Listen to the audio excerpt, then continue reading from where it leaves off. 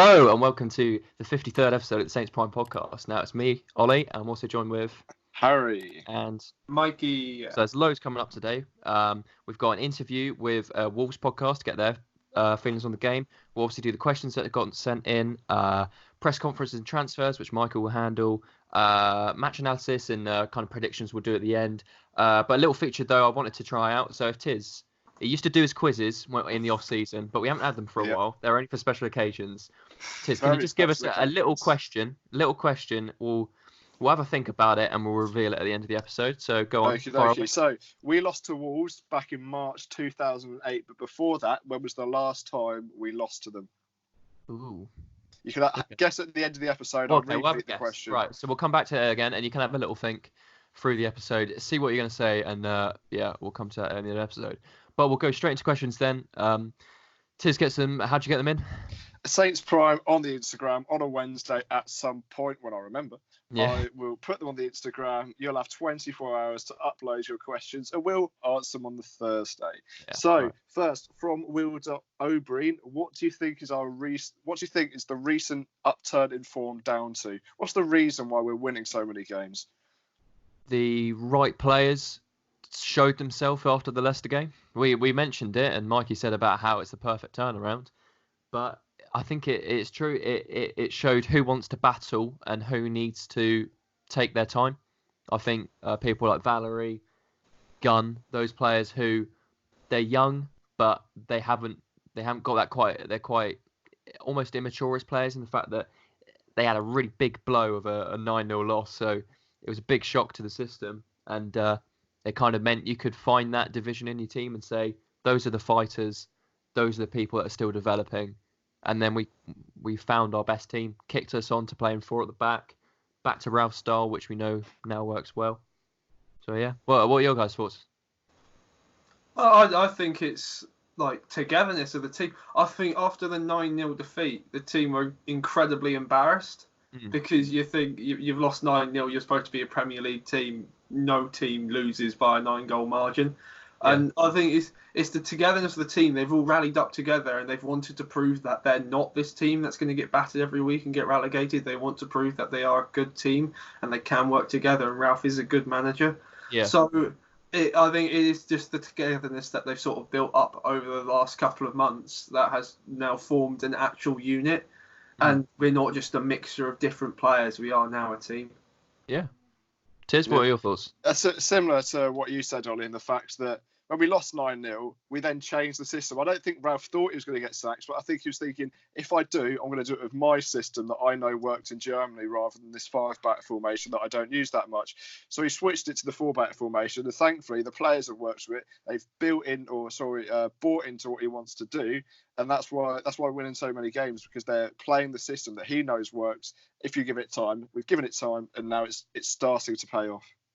Yeah, very true, very true. Right, should we go for the next question? Yeah, so the next one is from Southampton News Now. It's a bit of an odd one, I've got to be honest, but it is, would you rather be twice the height of Vestergaard or half the height of Cedric? So it is Southampton related, to an extent. I'm going to have to have a little think. Twice the size of... Oh, my God. Twice the height, I think. You've got to be, right? Half the height... Wait, so... Imagine the long ball system that you can play if you're twice the height of Vestergaard. Oh, mate, we wouldn't. You could be playing in the NBA. There you go. It'd be sorted. So Vestergaard's 6'7", so you'd be 13'4", or Cedric, who's what, 5'5". So you'd probably a bit taller, something like that. 5'5". So you'd be just over 2 foot. I think you've got to go taller, haven't you? I mean, I'd say in football terms to try and keep this on topic. Yeah. I think of the target. I think of being the target man. Like, you're literally the size of the goal. You're taller than the goal. No, you might be able to out-jump Shane Long. About football. You think about the NBA. You think how much money you get paid for going into the NBA. That's what you think of. You think of movies. You look at brand deal. All right, you've got to think about these things. All right. How tall is the tallest person just ever? Going into football. Actually, definitely not 12 foot. But no. I want to see the tallest person's almost 8 foot, maybe a bit taller than that. Yeah, I'd say double the height. That's what I would choose. The next one, Dan Hurst, 9. Oh man, sorry, no, carry on. It's just an absurd question, but okay, go for it.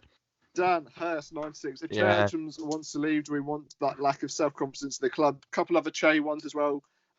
Bareback Cowboy, Che, future Saints, question mark, loan out or keep. So what do you think of Che Adams? We kind of know what's going to happen now, thanks to what's came out.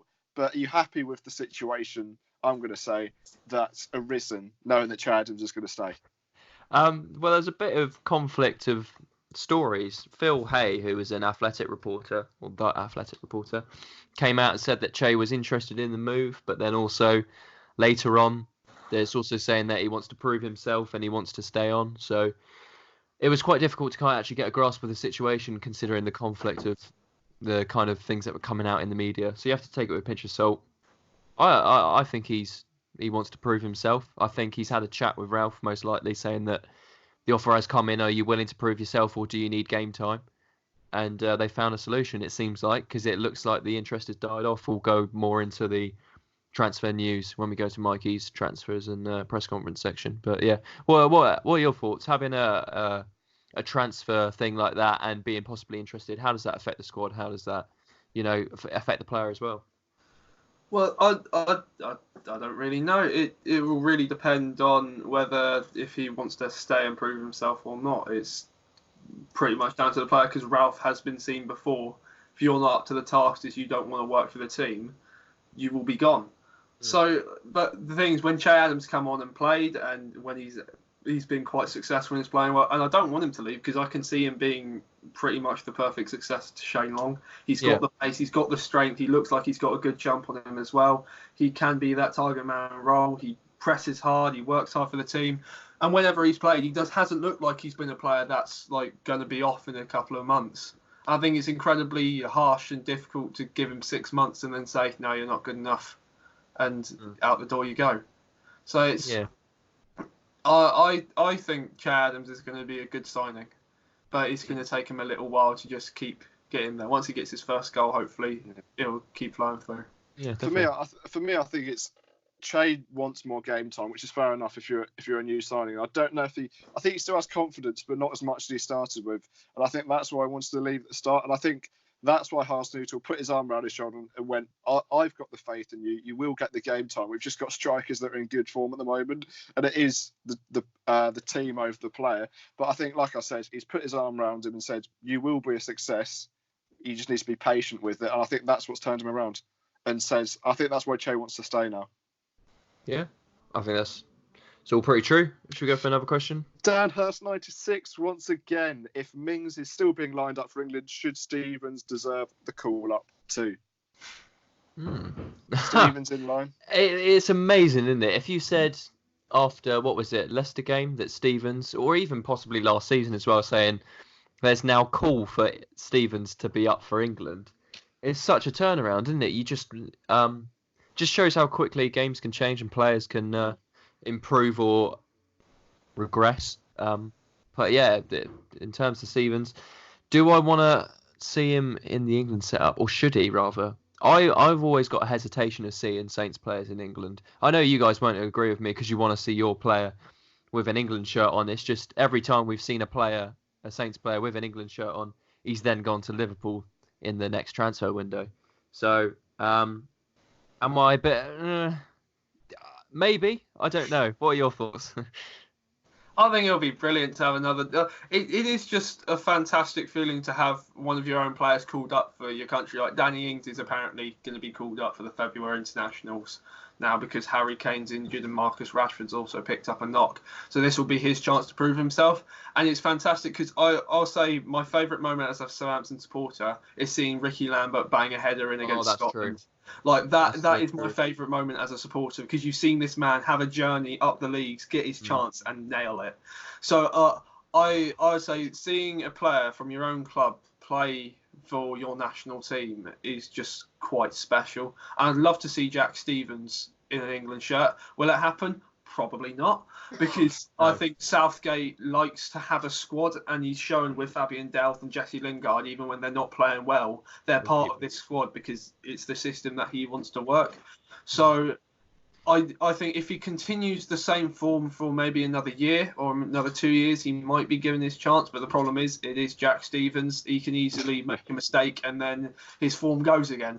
So, like, if he keeps consistency up, he can have a shot. But, yeah. Yeah.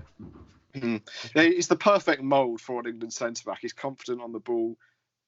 He can defend. I know last season we probably didn't see that as much, but I looked at the stats and I think he's had 27 tackles compared to Tyrone Mings' 6 this season, which is quite a big impact for a defender. I was on the Premier League. It was on the Premier League website, and they're not that different in terms of statistics, especially because Jack Stevens has played 4 less games.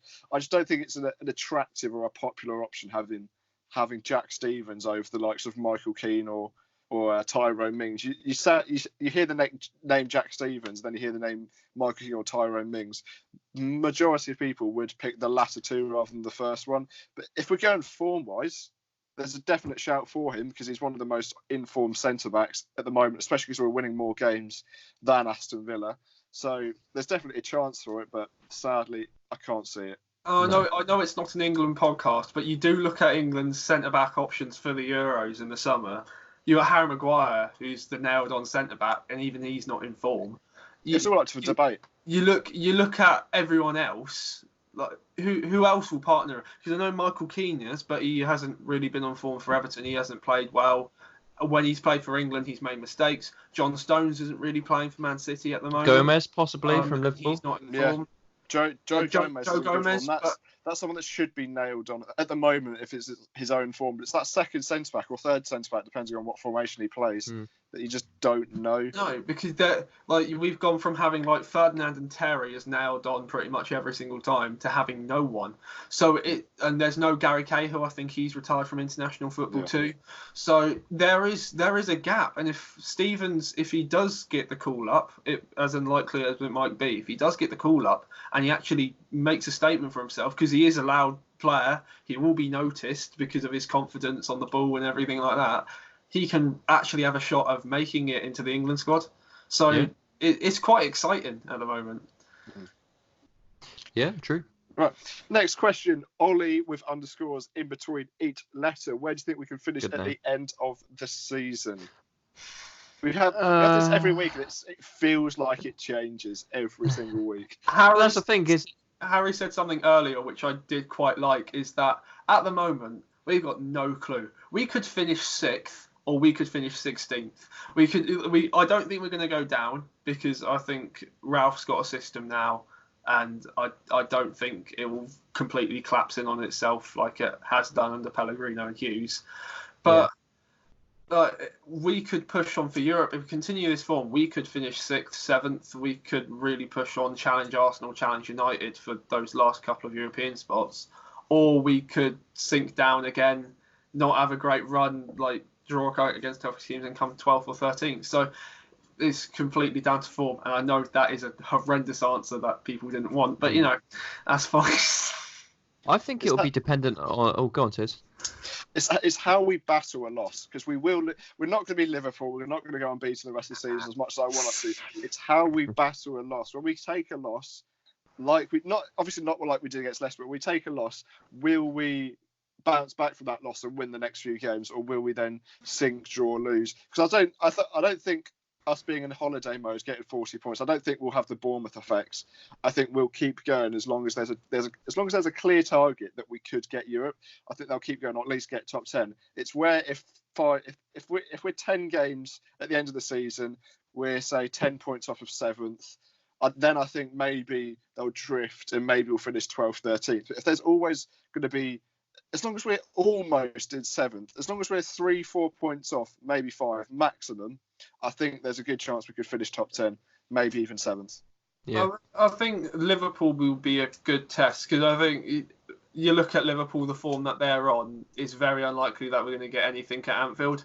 So I think after Liverpool, you look at the fixtures and we've got quite a nice sort of run of fixtures. It's nothing over the top, but again, we've been proven to draw against the teams we should be beating and then beating the teams that we shouldn't be.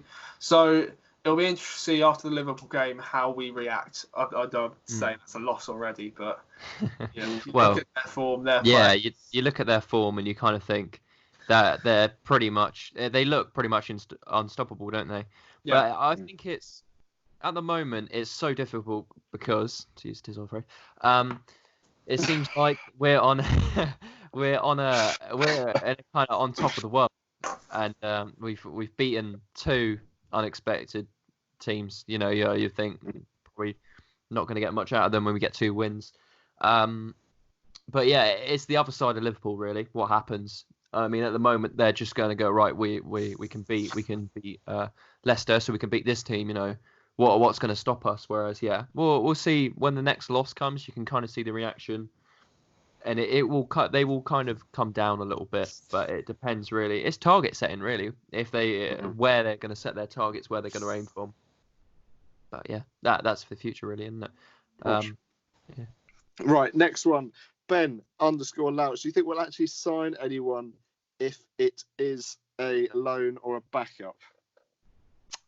There will definitely be a wing back come in. I think there must be, even if it is a loan deal for a player who's not really getting it at the moment. Who said, look, you perform well in training, you could step in and get.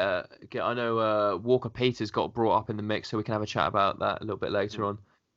But I think there will definitely be one because that's an area that Ralph is particularly concerned about. So Ralph's and his board or whatever aren't gonna just completely ignore it. They are gonna bring someone in. So we should see someone by the end. But yeah, we'll see what happens. They've got a list. It's just bringing it into fruition really. So we'll see what happens. I think we can, but I don't want to step on Mikey's toes because I know the press conference is his bit. Yeah. But in the press conference, he said that it's not a must that we get a right back and a left back now. Oh, sorry, he's just dropped his phone because he knows exactly. I think he's just wrote this down. Yeah. Just because of the upturn in form we've had, I think he's got confidence in our players. But that is the problem. Is if we do get an injury to Bertrand and Vokins isn't up to Premier League football, like he said in the fans forum, I know he said that Jake Vokins is ahead in progression, but if he gets rinsed once or twice in the Premier League, if Bertrand does get an unlucky injury, what do we do there? So I think we do need a fullback, and hopefully we bring in that Joe Bryan, because if we bring in Joe Bryan now, say for 7 million, it means that we don't have to bring in a new left back in the summer, because I'm happy with Dancer at the moment playing as that backup left back, but he's double the price of Joe Bryan. So I'd rather bring in 2 fullbacks now. Walker Peters on loan on the right, Joe Bryan on the left, and then so it's not a worry for the summer. Yeah. Well, the thing is, what Ralph said in the press conference, just a preview to it, is that he said if we bring someone in, we must not bring someone in who blocks their development in Valerie and Vokins. So, but the only problem I can see is that Joe Bryan's already had a season in the Premier League for Fulham. I can't remember how well he did, but Fulham got relegated. So it been fantastically. And if we do bring a player in who knows that if they get rinsed in their first game past 2, I'd much prefer to see Jake Vokins given a chance than someone that we just bought in on loan. Yeah. So that's my only problem with it. I'd much prefer to see one of our own get the chance and maybe not do as well, instead of bringing in some random lad on loan and not give Vokins his chance in the Premier League. I agree. To be fair, I can see that because it might sound odd now, but because I don't think we're going to get relegated, we can take that risk and try the youth players. Whereas at the start of the month, it was a bit like, we still could go down here, so we might have to bring an experience. But now we've got that little cushion of 8 points, 5 to 8 points. I think we can take that risk. So I'd happily, as long as they're both fit in Jake Vokins and Valerie, have them as the backup. But I'm not too fussed either way, to be honest with you. I'm not too fussed. Okay. Is there any other questions? One more from Downhouse96. Do you think Romeo's happy with his position in the club? Because, he's not getting as much game time, and he's been linked with Celta Vigo. Mikey, did you write that down earlier? Yeah. Apologies.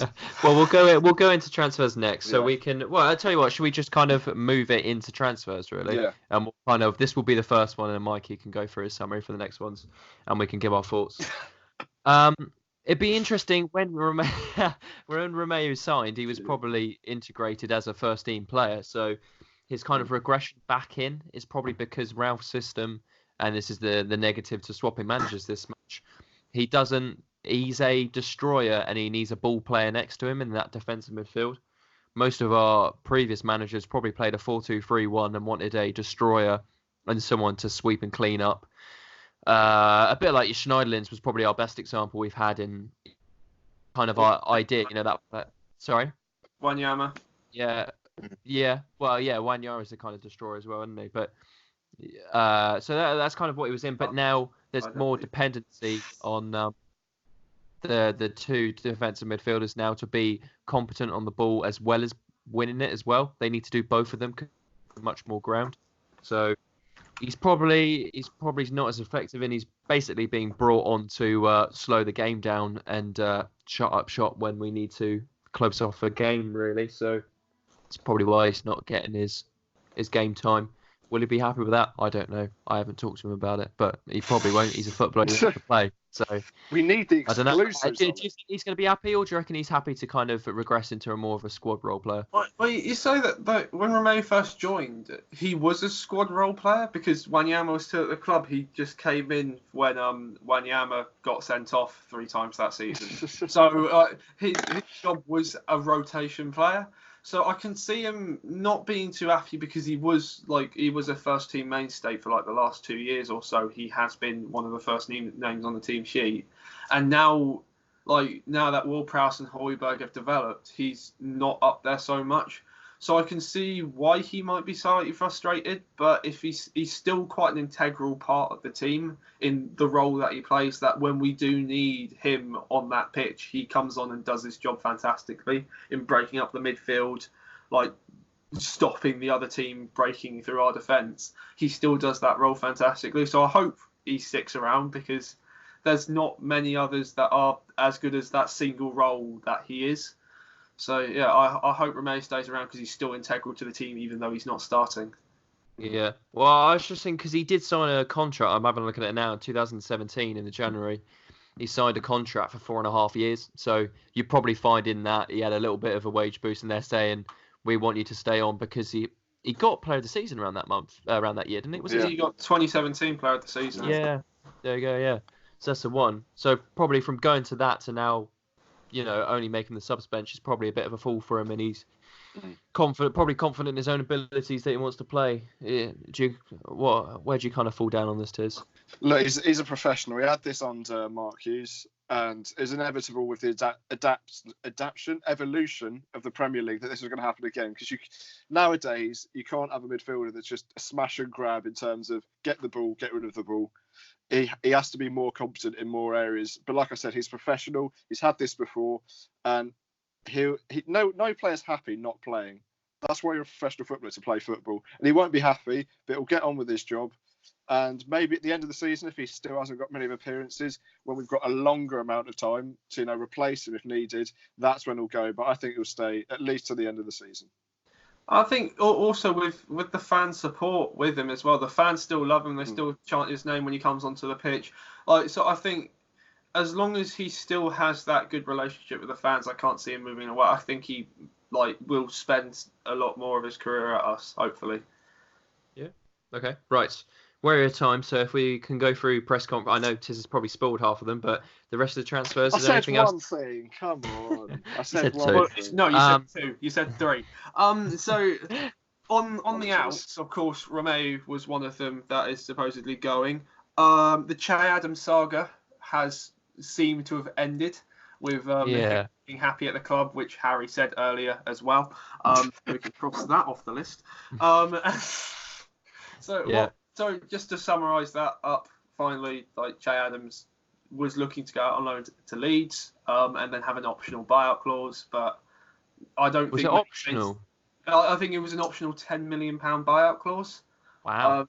Towards the end of it. So we would have lost £5 million from a transfer we did 6 months ago. Yeah. So that's why most Southampton fans were saying that it's not a good idea. He still deserves this chance, and I think that's what most people have agreed with, and that's sort of the end of the situation. The other out that's been rumoured is Mar Yoshida could be going to Turkey to Trabzonspor, because they're looking for a centre-back. Most Turkish clubs like signing ex-Premier League defenders, and I think Mar Yoshida, being the centre-back, leader, experienced player, probably would be looking to leave because he doesn't have many years left of first team football and he wants to get as much as he can. So what's your opinions of that? He's a leader, so yeah, you'd hope that he'd have a kind of presence in the first team, so that'd be the only slight concern. But bit of money, bit of wages off the bill, you kind of think again that could be a positive. So it's not a move I'd be delighted by, but again, it wouldn't be one I'd be particularly frustrated by. I don't know how much of a lead. I think he's more of a role model than anything else, and I think his contract run up at the end of the season. Yeah, I think it does. So I'd rather see him either sign a pre-contract or just. I don't want him to go in January because I want him to have a proper exit rather than just dump him out in January just so he can free up some wages. I want him to see out his contract, and I think he will see out his contract as well. Because once again, he's like Remo, he's a proper professional, and if he's got a contract and we don't want him to go, he won't go. And he's not a club legend, but he is quite a fan's favourite, isn't he? Because he's sort of grown into the role of that main centre back over the last couple of years. Because he pops up with a goal sometimes. I think I remember he joined us for about 2 months and then tried a bicycle kick against QPR or something like that from a corner. So he's always been like that sort of fan's favourite because he's been with us since the start of the Premier League, and it's been a very nice time to see him progress and sort of lose that one trick mistake or something like that he always had in him, and he's now become quite a competent Premier League centre back. So it'll be sad to see him go, but. Can you have 8 years testimonials because he's been in 8 years? Or do they have to be 10 years? You can give that a go. I'm sure you can give it a go. I think a lot of people would turn up for that. Give Yoshida a testimonial at the end of the season because he's been a fantastic asset to the club. And if he doesn't end up signing a contract, which will probably be later talk, but if he doesn't end up signing a contract, I think he's been fantastic. Yeah. On the ins wise, we've had Joe Bryan, the Fulham fullback that we've obviously talked about. That's the third one we've already mentioned. And Carl Peters, who again we've mentioned. Apologies, Mikey. So Harry, you might as well do this anyway. The final win is Marin Pognarak, who is a centre back Croatian from RB Salzburg. The only reason why this come up because we were interested in him earlier on in the window, and the sporting director of Salzburg has said that they are interested in selling, and there are clubs interested. The two clubs which haven't been named by the sporting director but has been rumoured are Wolfsburg and Southampton. So apparently we're to Wolfsburg. Yeah, he's already gone to Wolfsburg. Has he already gone to Wolfsburg? Yeah. Fantastic. Right. What's the point of me doing this? He's taken half of them, and then that one's wrong. I can't. Oh, right. Okay. Well, one thing that Mikey does do as well is the press conferences. So if you can give us a summary of the press conferences as well. It's literally just happened. So. Just need a moment. Hey. Right. So, team news-wise, no injuries. Ralph said Valerie is still a little bit ill, but he's supposed to be back at the end of January, which is good news because that means that we've now got a right-back cover. We don't actually have to sign one. And it's also quite nice to hear because there were little talks of Valerie not being happy at the club in the fact that Cedric has taken his role and that he wasn't starting as many games. But the fact that it has just been a very long illness instead of him not turning up to training or anything like that is a positive.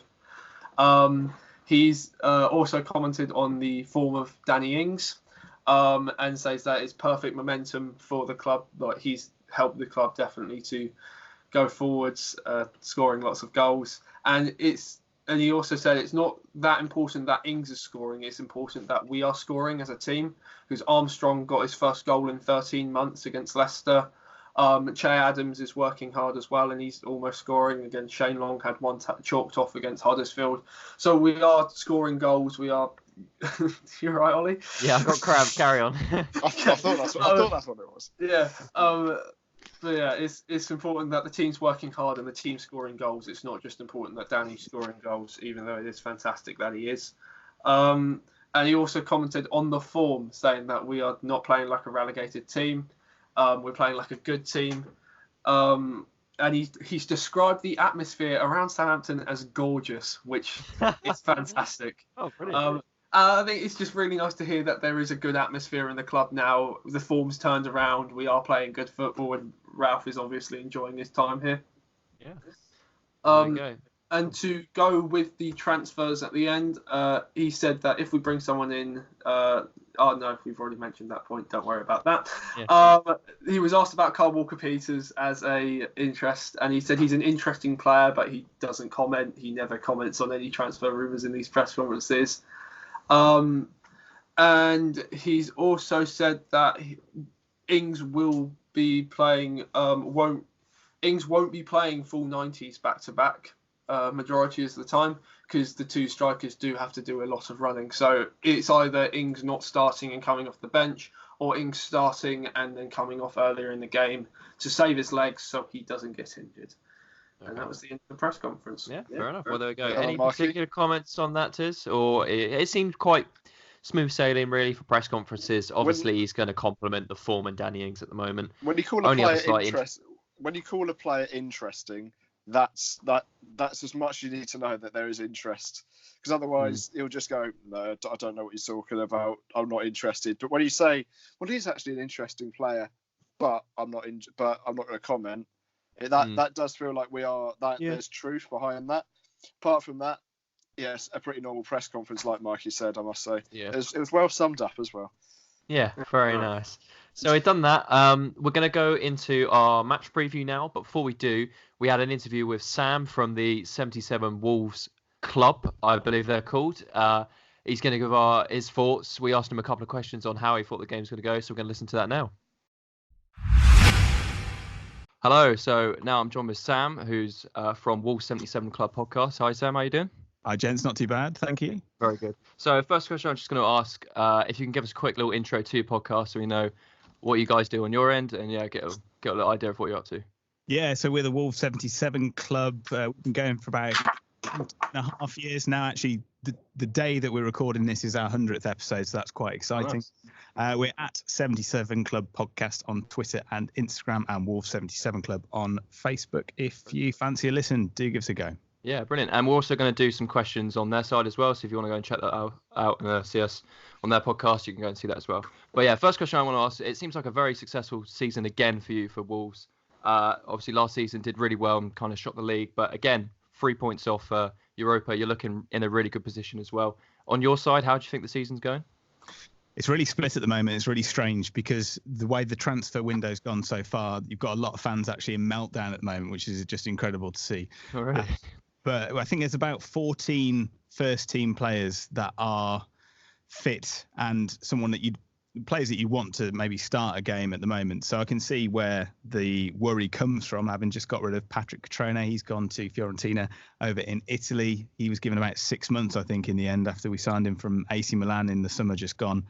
But we're almost looking at the stage now where talk of burnout and the amount of games that we're playing with the Europa League is starting to kick in. I think it was always going to be the case that further down the season that was going to happen, because lots of people were saying there's going to be a problem at the beginning of the season, whereas actually it should, at the beginning of the season, give you a little bit of an edge because you've been playing competitive football for longer than everyone else. But last night against Manchester United was our 38th game of the season since July. So it just shows you how many games we've played.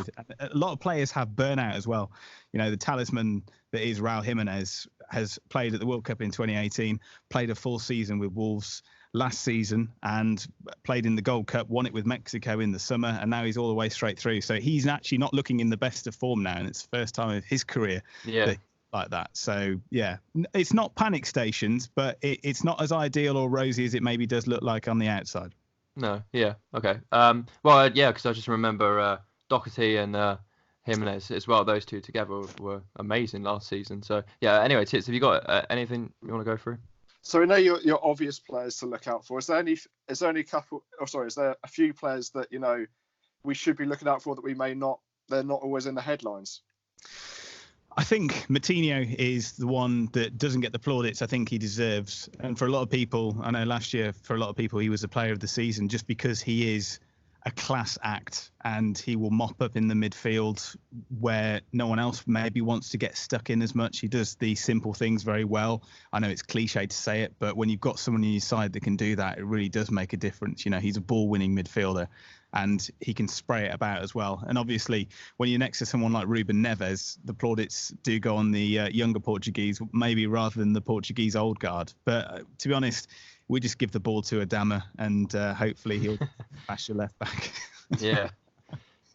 Yeah, that's true. Mike, anything pressing? Just about maybe the inconsistency in form. Like sometimes you'll find yourself beating a top club like you did with City, and then losing to like a club that you probably should be beating. Is there like some way that you can see like maybe the inconsistencies turning round and you being able to beat the smaller clubs again? Because that's what you're doing last year and this year, and you're not doing as well. So. Yeah, I think it's a good point. I think last year we were losing to those teams. This year we seem to be drawing with them. And, we've drawn so many games this season. It is ridiculous, but I suppose it is better than losing them. But doing the double over Manchester City and playing well against those so-called bigger teams is great. But like you say, absolutely needs to be beating the teams that are sort of in and around where you want to be, but also taking points off teams that are down the league for a reason. And yeah, it's been a drawback. It's breaking down teams that we found difficult. And I think that's maybe where the argument for not having as big a squad as we need comes into play, because you look at the bench and for me, there's no game changers on it. So Traore came off against Manchester United. Oscar Burr came on. Now, you've probably never heard of Oscar Burr, and neither had we until 2 years ago when he came on against Hull for some reason. We didn't see him again. But, a 21-year-old Danish guy who isn't going to make an impact because he hasn't had the minutes this season is coming on when we're trying and we're chasing a game. And it is worrying. Yeah. Okay. And just to kind of go off that as well, apart from squad depth and burning out, is there anything specifically with the game coming up against us that you see a particular concern in? Is there, defensively or, I don't know, something like that? Is there anything that concerns you apart from those two? Aside from the Jimenez form, I say Connor Cody. He's undroppable because nobody else can play in that position. He's not undroppable because he's brilliant, but he has played every single minute of Premier League football for Wolves that's been available over the last season and a half. So he's no mug. But I think when you've got nobody sort of nipping at your heels to take your place, and your form dips a little bit, it almost doesn't matter. And he's captain as well, so does that make him undroppable? It shouldn't, but it probably does. But we'll see. I think anything over the top. I know Manchester United had a lot of success in the FA Cup this week against Wolves because they were playing lots of balls over the top, getting in behind, because Connor Cody is a brilliant ball-playing sweeper, which means he's not a defender because he's a midfielder at heart. So I think that's where he falls down sometimes, is that he hasn't had Willy Bolly next to him for most of the season. He's been out through injury. And, when you've got, I wouldn't quite call Bolly world class because I think that term is bandied around quite a lot, but a very, very good defender next to you do get away with these things. So I'd say if I was Hatton Hootel, I'd definitely be targeting Connor Cody, looking at balls in over the top and that man Danny Ings to get on the end of it. Yeah, he has been on a really good form. And you mentioned Danny Ings. Is there any other particular players that kind of cause any worry to you on our side? Probably Redmond. I think he's always played well against us, actually. And the fact that he looks like a young Nuno as well just makes it a bit more. Yeah. But yeah, his pace is incredible, and I'd like to see him up against Traore because I think Traore will edge it on strength. But I think he got the measure of him at Molineux. Cheers, yeah, Mark, I think that's true. So how can you see this game going then? What do you think is going to happen? Draw. One of those things. Yeah, I think we never do brilliantly at St Mary's. I remember watching us. I think was it 2017 in the League Cup with the Carabao Cup. I think we won 2-0 for that one. Yes. The only real success we've had at St Mary's over the years. It's not a place that we enjoy going to historically. So I would I take a draw? I think we need a win, but I would probably take a draw if I'm perfectly honest. That's pretty good. We've been struggling with home form as well. So to hear the opposition fans now seeing taking a draw at Southampton is actually quite interesting. Refreshing. Is there any other, Mikey? Do you have any other questions? No. Or are you all good there? Okay. All right. Well, I think I'm all pretty good on my end then. Yeah. So yeah, well, thank you very much for joining us. It's been really interesting to kind of see your side of how you're seeing the game. Quickly, if you don't mind, just going through again how people can catch you. Sure, it's 77 Club Podcast on Twitter and Instagram, Wolves 77 Club on Facebook. Brilliant, thank you very much. Right, okay, back to the episode. Okay, so those were the thoughts of Sam from the 77 Club podcast there. So it's interesting to hear his thoughts, but we're going to go into our own preview for the game now. So, guys, thoughts straight away? What are you thinking? It's an exciting prospect because it's of course we got the result last time against Wolves at home, 3-1 win. Redmond getting a double, Shane Long getting his first in a while. So yeah, it's exciting. That's what I'm going to say. Yeah. There should be goals because they're both teams that like scoring. Every team likes to score, but not every team does score. And at their place, it was a 1-1, and that's just at the start of Danny Ings' form. Now he's right in his peak. So that's good. On the back end of that, Jimenez hasn't scored or isn't in quite as good form. But then players like Traore are coming in. Neto as well, I believe it is, but he's in good form as well. So it should be an interesting game. Do you think the midweek FA Cup game will affect things, or do you reckon that's, they've got because we're talking in the interview, they mentioned about squad depth being an issue. Is that going to be a factor coming into the weekend's game? That's the thing. They did start a lot of their main players against Manchester United, and obviously it didn't go to extra time, but that's just another game in between what is quite a long schedule due to the fact they're in Europe. So it definitely could have an effect, and they might rotate the team. Hopefully they rotate the team, because that means it's better for us. So yeah, I think especially off the back of a loss as well, because that's not going to help motivation, and they're not great against smaller teams either, so that compiles that as well. So as much as I'm nervous coming into this, all good signs looking for a Southampton victory. Yeah, it's looking pretty hopeful, isn't it? Is there kind of lineup wise, it's pretty guaranteed now. We know what's going to happen. At home, do you reckon the home form that we have is going to affect the game going into it? Because our home form, yeah. Well, we're much better away from home, but the atmosphere at home is built up a lot more. I think at the start of the season you could probably say that, but recently I think we've obviously beat Huddersfield, beat Tottenham, and drew against Crystal Palace. I think if anything, we're making it into a fortress, and that atmosphere combined with that really helps. I think a few seasons ago, for the past few seasons, St Mary's really hasn't been a dangerous place to come, where teams thought, we might not get the result we're expecting here. But now, obviously, Spurs have lost back-to-back. The last time Wolves played here, they lost as well. I think it definitely is a stumbling block, a bit like the Britannia Stadium was when Stoke played there. No one knew what the result was going to be. I think we're a similar team with better football. Yeah, I think the reason I said that, I think it's just because St Mary's can either highlight the form. Basically, it highlights the form you're in. If you're in a bad form, it's quite a kind of negative atmosphere in there. Whereas if you're in really good form, I think it elevates it as well. So I think that's any football club around England. I think even from non-league to the Man City. If Man City are in a bad run of... Actually, no, that's a really poor example, isn't it? Because there's just no noise. If Newcastle are in a bad run of form, their fans are horrendous. But if they're in a really good run of form, they're probably the most supportive team in England. So it's like every single team is affected by form. Every single fan base is affected by form. And I think it's still quite harsh saying that our home form's poor when we've done really well in the last couple of months of since the Leicester game, that our home form's really picked up. We've got wins against Watford, Norwich, Tottenham. We've beaten, we've drawn against Palace. We've beaten Huddersfield. So lots of our results at home over the last couple of months have been positive. I think it's quite harsh to say the home form's still as negative as it was before. As odd as it sounds, we've beaten a variation of teams as well. We've got a point against a middle of the road team in Palace. We've beaten a top six team in Spurs, and we've beaten the bottom clubs in not Wolves, Watford and Norwich. It's not like we're getting wins against a certain team and struggling against others. We've beat all different styles of teams, and I think that really does help coming into a game against Wolves. Yeah, true. Any other kind of pressing thoughts? Because do we really need to go through the lineup? We can kind of guess what it is, really, don't we? If you want to know the lineup, go to the previous podcast where we did say Leicester, but we also meant Wolves as well.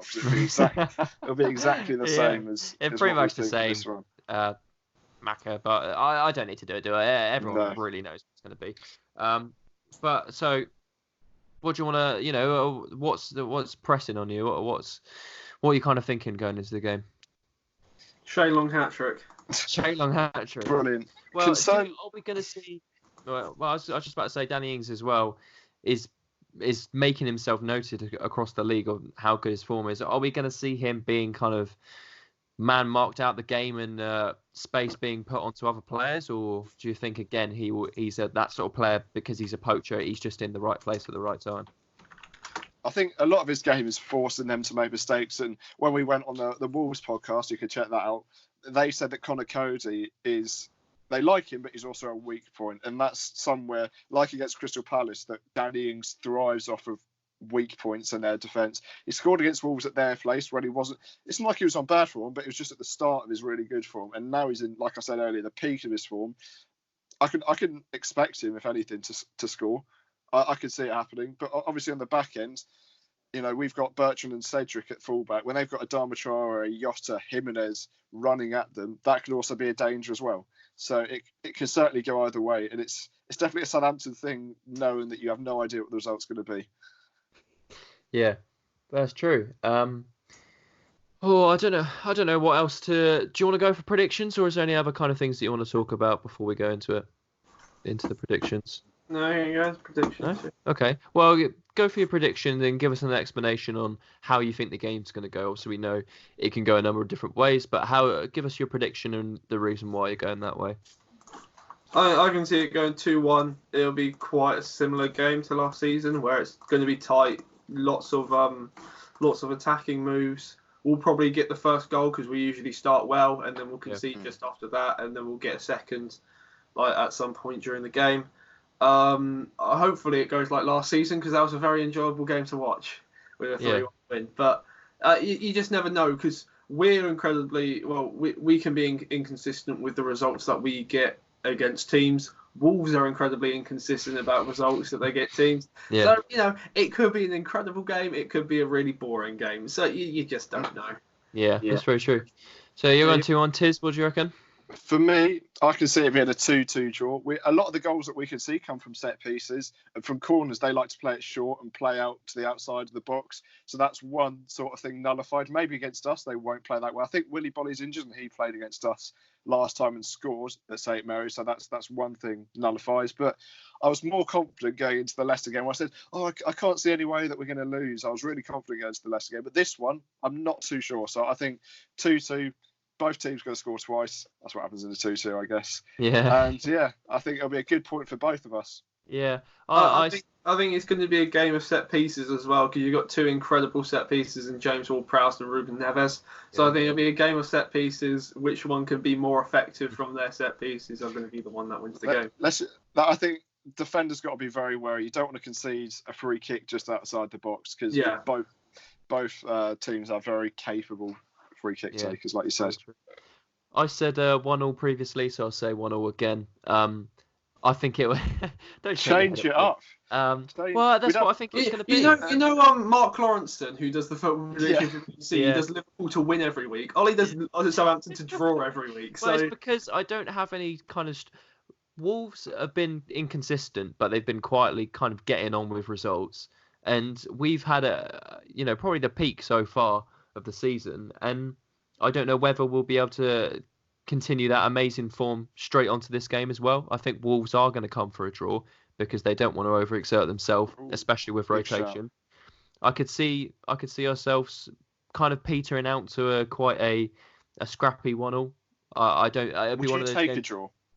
Would you take a draw? Yeah, I think I would. Because it sets yourself nicely. Last thing you want to do is have a loss at home and then have to go to Liverpool away. So I think it's a draw is a nice kind of set to again get a point on the table, set yourself and then get ready for.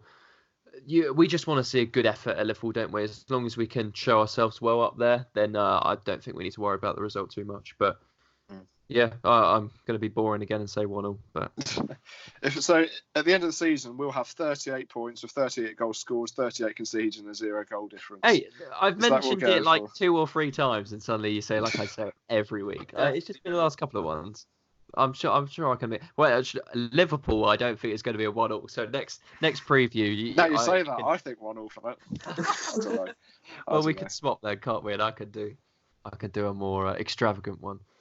So yeah, those are our predictions. We have Palace. Sorry to interrupt. We do have Palace in between these two fixtures. Oh yeah, good point actually. So that'll be Is that a double game week fixture? It's a Tuesday. Is it? Talking about we've done FPL. Talking about double game weeks. How have you guys got on? I've got On no fantasy. clue. I haven't looked. We haven't tuned in for a couple of weeks. Howard, I got 56 last week. Average was 57, so a little bit below. Red Arrow's not good, so down to 136k. Not good. That's horrendous. That is. So I have made a couple of, and I've had a mare the fact that I transferred in Rashford before his value went up, and he went and got injured in the cup. So that was good. Ouch. He came on for what was it, like 18 minutes, and then got injured. So the team I'm lining up with to go in, I'll play Rashford, in the worst case scenario, will get subbed. But noticeable performances. De Bruyne was my captain, so he got me the most amount of points. Vardy, Ings, Abraham all getting me returns, which was good. Midfield very quiet. Mane only getting me 2 points. 3 points, sorry. Lundstrom again, the god of fantasy football. If you haven't got him, what are you doing getting him in your team? With the clean sheet, Robertson with a clean sheet, Pope Pereira, nothing special. So an average week for me, nothing too interesting. Cheers, Mike. How did your week go? Yeah, I had Manes. You had how many? Sorry. 42. Wait, where are you ranked in the Saints Prime League now? I have gone way down. I'm now 78th. 78th. Wow. Yeah. I am Still above me. I'm 80th. I'm still 4th, so not bad. Come check out the league if you haven't joined yet. Join and see where you are. See if you can get out the league. But yeah, just a bit of fun there. It's nice to see how we are. Before we do the outro and socials and stuff like that, Tiz, you did do a question at the start. If you can remind us and give us the actual answer. Saints Prime on the Instagram on the Wednesday, and also. You okay? Did you not hear what I said? He goes, oh yeah, you did a question at the start of the podcast. Can we have the answer for that? Saints Prime on the Instagram. Yeah. So I said before we do the outros and the socials. You did a quiz at the start, see if you can give us the. So you lag slightly, so I thought because I said the anyway.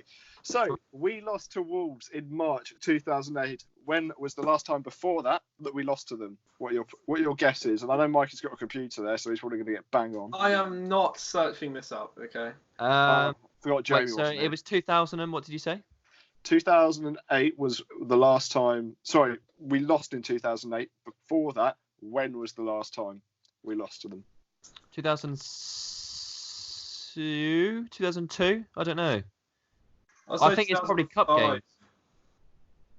It was, in fact, according to 11v11.com, it was 1980 that we last lost to them.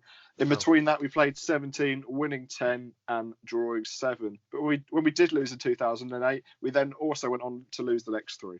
Was that cup or league? That was a League One fixture or Division League One. So there we go. Wow. Okay. Yeah. There we go. Well, yeah. Congrats if you got that. It went past us two, but yeah, if you got well done. We'll try that again next week. See if you can tune again. We'll do the question at the start. See if you get it at the end as well. But yeah, there we go. So we will go into socials now. So Tiz, like we mentioned at the start, but again, if you did miss it, how can they get the questions in for next week? So we lost to Wolves in March 2008. So if you want to know how to get in touch, how to get your questions in, Instagram, Saints Prime on the Wednesday. We'll put it up there.